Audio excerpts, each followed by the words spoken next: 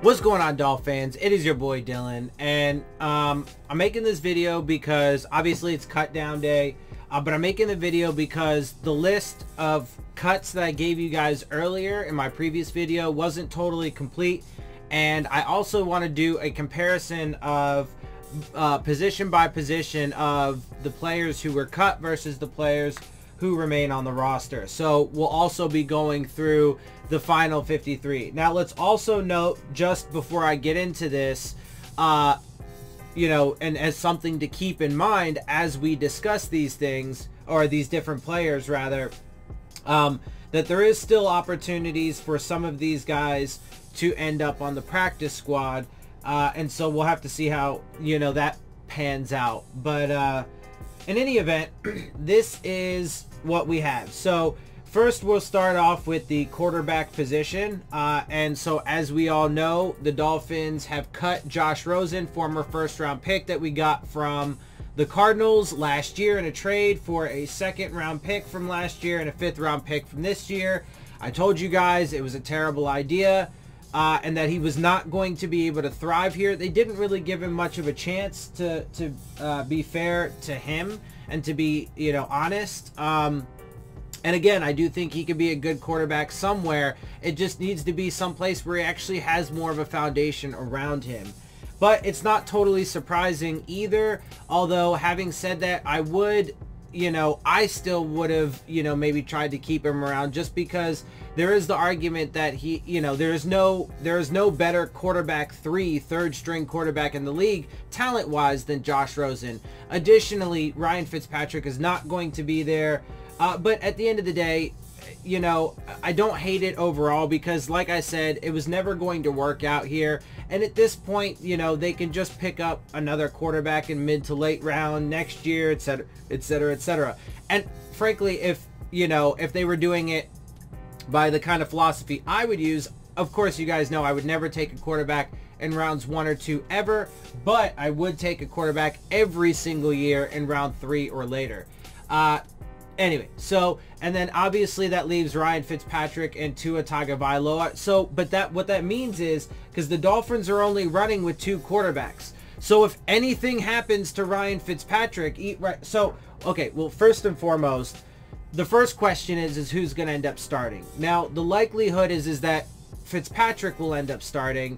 I think that the greater likelihood is that scenario. However, there is still some probability it's Tua. But regardless, if something happens to Ryan Fitzpatrick, if he gets, you know, hurt at all, that means Tua's the only other guy, at least as of right now, on the roster. So he would have to go in, unless they like decided to put, like, I don't know, you know, Malcolm Perry or this new running back that they got in. But I can't imagine they would put one of those guys in over Tua, even with the injury as a consideration. But who knows? We'll have to wait and see. So let's see, running backs. They got rid of Salvon Ahmed. I don't really know much about him. He's a young player. I think he was. I know we just brought him in recently, like over the course of training camp, I think, even super recently, but obviously they didn't see much that they liked, at least not when compared to the other guys that we have on the roster, although we do have a ton of guys on the roster as running backs, including Matt Breida, Chandler Cox, although he's technically a fullback, and he has been getting, apparently, you know, reps at tight end as well. So, I mean, another hybrid player, and I guess that's cool. It's definitely good to have guys with versatility, but at the same time, you know, it does become a bit redundant to have several guys that can do wide receiver, quarterback, running back, and then on top of that, if they don't ever have anything that they specialize in, well, what the fuck is the point, really? Anyway. And then you have Myles Gaskin, Jordan Howard, Patrick Laird, Malcolm Perry, and then this Lynn Bowden, I believe is his name, the new guy that they just brought in, although he's technically listed as a wide receiver, I suppose. But yeah, anyway, so honestly, I mean, when it comes to the running backs, the running back room, there is definitely potential there. It just, honestly, the big thing, as usual, is it's going to come down to the offensive line and how the offensive line performs. There are some things I'm going to get to in a little bit more in detail when I get to that in just a minute. But, like, you know, it's, I don't know. I mean, we do have a nice mix of guys with different talents. There, like I said, it's a big room. Although, you know, a couple of those guys, I guess, you know, you could consider other things, like even Malcolm Perry, I guess, I think he's technically listed as a wide receiver.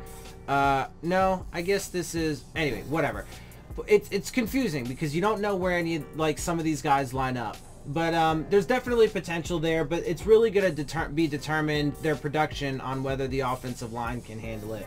Wide receivers, so we know that they got rid of Ricardo Lewis and Chester Rogers, Matt Cole, Gary Jennings, Andy Jones, and Kirk Merritt. All of those were cut, but that leaves Lynn Bowden Jr., who we just picked up in the trade, Isaiah Ford, Jakeem Grant, Mac Hollins, who we kind of figured would stick should they have decided to keep 5, although I guess technically with Lynn Bowden Jr. they're keeping 6, although that is such a that's see, and that's the thing, that's a lot of running backs and a lot of wide receivers. Anyway, Isaiah, but the wide receiver group, should they you know, stay healthy, it's a pretty solid group.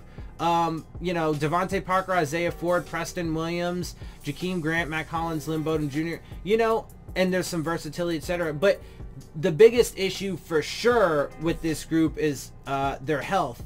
And, you know, Devontae Parker's a little banged up right now, so is Jakeem Grant. Preston Williams is coming off of an ACL tear.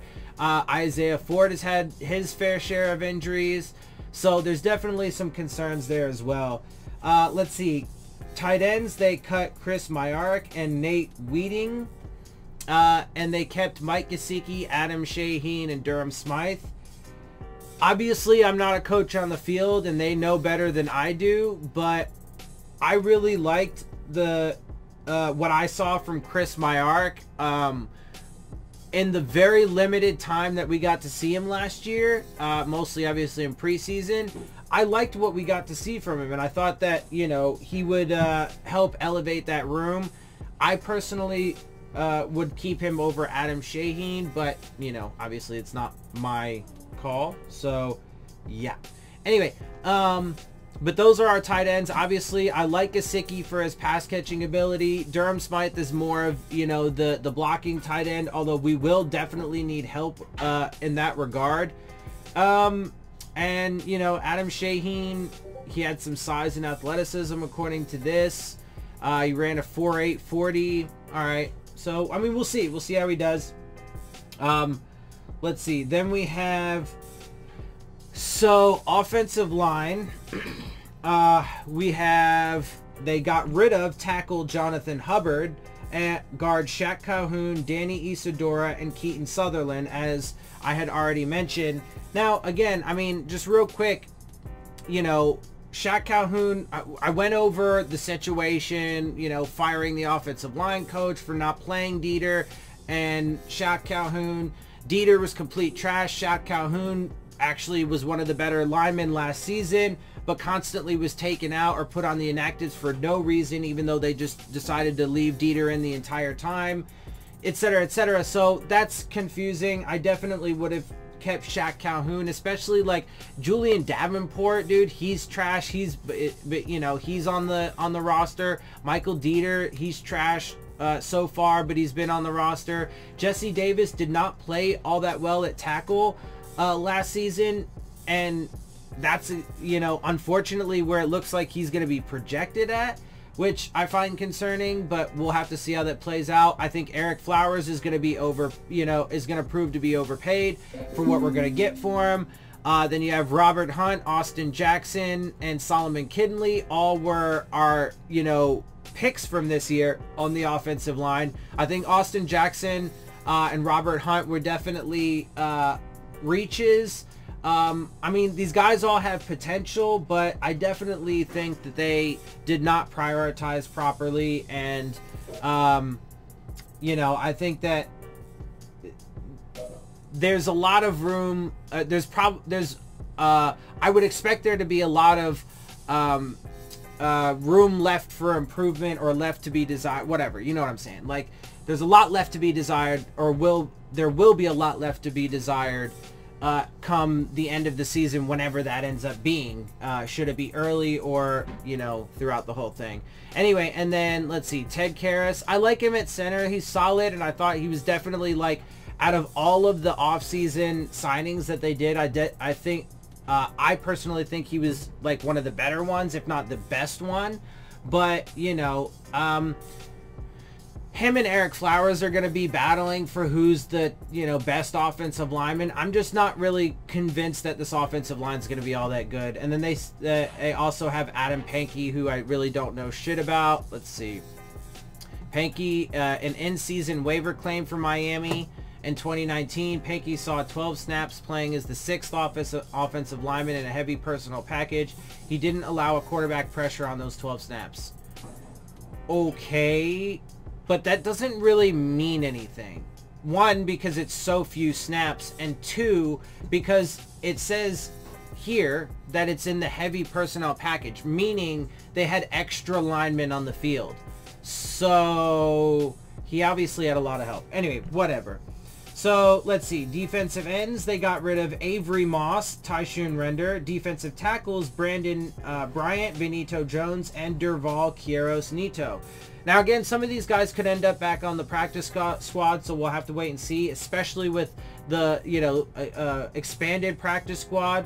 So it'll be interesting to see if any of these guys from the cut list will make it there. And if Durval Quiros Nito is still eligible, which I'm not sure, I would expect him to also be a roster exemption, although I'm not sure how all that's going to work this year with the expanded practice squads, etc. But like guys like Avery Moss and Benito Jones, and we'll get to a couple of the corners that were cut here in a minute, and like a linebacker that, you know, guards, Shaq Calhoun, right? Or at least the one guard, I would have kept him. But there are players that were, you know, part of the team last year that were expected to be carryovers and at least depth options, if nothing else. And, you know, like, that's part of what I'm saying. Like, it's so impossible to even determine who's going to be around for any length of period or any length of time, because they just seem to fucking, they can never fucking settle on anybody, you know? Like, it's just ridiculous. Anyway. But on the defensive line, they're keeping Raekwon Davis. Obviously was their, you know, one of their picks this year. Devon Godshaw, I mean, he's definitely one of the best tackles we have, and has performed. Shaq Lawson is obviously coming over. He was a off-season acquisition. Same with Emmanuel Ogbah. I think those two guys are going to prove to be overpaid for what we get from them. Just like, you know, Eric Flowers, but we'll have to wait and see. Theoretically, they should have, I mean, like I said, on paper, right? So on paper, they definitely should improve, like, our pass rush or whatever. Part of the issue, though, just like last year, that I foresee for this season is the offense is not going to be very good, and which is going to cause the defense to spend way too much time on the field. And then subsequently, they're going to end up sustaining the most injuries. But they also have Zach Seiler, who showed some impressive flashes last year. So it is actually good to see him back. And then, you know, Jason Strawbridge, one of the defensive ends we picked up in the mid to late rounds in the draft this year. The other one that we picked up obviously was cut, and then Curtis Weaver, and then picked up by another team, so he's obviously not on the team. But then also Christian Wilkins, our first round pick from last season. So on paper, there's definitely a ton of potential here, but we're just gonna have to wait and see if they can mesh, if they can get it together, if the, you know, the play calling works and is good, etc., etc. And yeah, so, you know, and then if the offense can even stay on the field long enough to give them some kind of rest. All right, linebackers, they got rid of. Honestly, though, I mean, when it comes to the linebackers, I have to admit, potentially a pretty stacked group throughout. I mean, and they got rid of, you know, a lot of these guys, though, obviously are young players. Some of them are, you know, only, you know, maybe rookies or just been in the year for a year in the league for a year or whatever. And then there, of course, there are Kyle Van Noy, Landon Roberts, guys who have some veteran-ness to them or whatever. But anyway, point is that even the guys, like, throughout, they had a pretty good linebacker room, and I thought that was the case for sure, no matter what on this team going into it, right? Like, the linebacking unit, I said, was probably the deepest single unit on the defense. Just like I said going into it, wide receiver was probably the single deepest unit on the offense. We'll see how that plays out, especially since they all have, you know, pretty significant injury histories. But anyway, I do like what we have overall. They got rid of James Crawford, Trent Harris, and Kylan Johnson. And then they kept Jerome Baker, Sam McGuavin, Kamu Grugier-Hill, who came over in the offseason, Calvin Munson, and Landon Roberts, Andrew Van Ginkel, who obviously was a draft pick from last year, and Kyle Van Noy. And Sam McGuavin showed some flashes from last year. I mean, look, you know, like I said, there's definitely some potential for this linebacking unit. And we'll just have, again, you know, we'll have to see if they mesh, if they, you know, can play well together, if they, you know, work well within the schemes, and so on and so forth. And then if they can just, you know, get some rest because the offense can actually do something and keep them off the field. All right, so cornerbacks, we have obviously Xavier Howard, makes sense. Noah Benogine, he was a first-round pick this year. Byron Jones, Nick Needham, and Jamal Perry. So, I don't know, because then they got rid of Dietrich Nichols. I don't really know shit about him. Breon Borders, don't know shit about him either. But Tay Hayes and Ken Webster. Ken Webster was a guy that was on the team last year that showed some flashes and was another guy that was expected to, you know, make it on the roster. Xavier Howard, Byron Jones, Noah Benogine, Nick Needham, none of those guys are surprises. Jamal Perry, I likely would have kept Webster over Perry, but, you know, whatever. And Tay Hayes, I know he was like a waiver wire claim, I'm pretty sure, that they were pretty high on there for a minute, but apparently not enough. Anyway, and then so for our safeties, we have Clayton Fejedelem, Kayvon Frazier, Brandon Jones, Bobby McCain, and Eric Rowe. I still think that there is a lot of, you know, a lot left to be desired with that group, especially since I think Bobby McCain should not be a safety and should be a slot corner. That's it. And my guess is he's likely going to get hurt this year playing safety again. And then they got rid of Jeremiah Dinson and Nate Hawley. Specialists, Blake Ferguson, long snapper, not a surprise. Matt Hawk, punter. Jason Sanders, kicker. Definitely no surprises there. Yeah, so there you have it. That is the 2020 Miami Dolphins and all of the players that they decided to cut to get to that. Again, some of these players that they did cut could end up on the practice squad, and the practice squad is expected to be, you know, larger than in years past. So, and I think it's 16 players.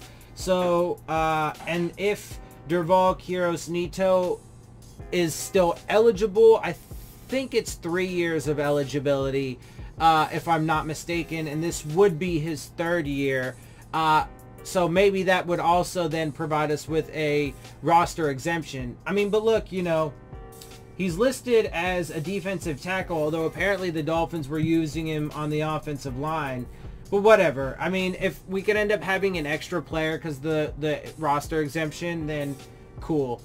So it will be fascinating to see how the practice squad plays out over the coming days and who out of all of these. Because, like I said, I mean, there are tons of guys on this list. Shaq Calhoun, Chris Myarick, Avery Moss, Benito Jones, Ken Webster, Tay Hayes, Trent Harris, James Crawford. Tons of guys on this fucking list that Kirk Merritt, you know, that could I believe every single one of those guys I named could end up on is eligible for practice squad. And, you know, either was here last year and showed some flashes, or, you know, was expected to be, whatever. So we'll see how it plays out. Anyway, and obviously when we get news on that, I will definitely make a video and let you guys know. And again, we are 8 days away from the very first regular season game for the Dolphins, and so we'll see what kind of product they put on their on the field very soon, in just over a week. Alright guys, with that I'm going to get out of here. I hope you guys appreciate my perspectives. If you do, make sure you hit the subscribe button, make sure you hit the like button, make sure you hit the bell if you want to get the alerts. Share my channel and videos with your friends and family. Leave your questions, comments, and concerns down in the comment section. And of course, as always, make sure you follow me on Twitter at Dillon Tartaro. And with that, I'm out. I'll see y'all soon. Fins up.